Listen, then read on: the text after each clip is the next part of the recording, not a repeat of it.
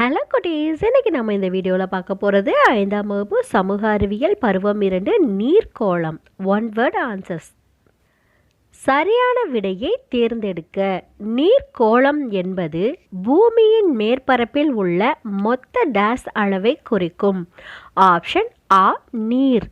பொருந்தாதவற்றை கண்டுபிடி. ஆப்ஷன் ஆ கங்கை.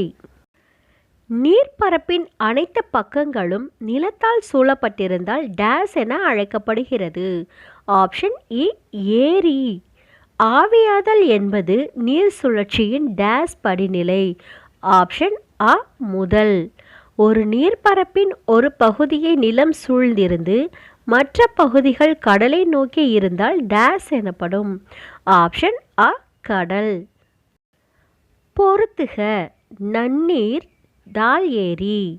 ஒப்பங்களி ஒடிசாவில் உள்ள சிலிகா. இந்திய பெருங்கடலையும் வங்காள விரிகுடாவையும் இணைக்கிறது பாக் நீர்ச்சந்தி. உள்நாட்டு உப்பு ஏரி சாம்பார் ஏரி.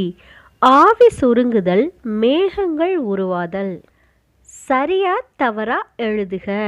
பூமியில் 97% நீர் உப்பாக உள்ளது சரி. நமது அன்றாட தேவைகளுக்கு நீர் தேவையில்லை தவறு. கடல் நீர் இனிப்பாக இருக்கும் தவறு. நாம் பாத்திரங்களை கழுவி முடிக்கும் வரையில் குழாயை திறந்து வைத்து கொண்டே இருக்க வேண்டும் தவறு. நாம் தண்ணீரை சேமிக்க வேண்டும் சரி.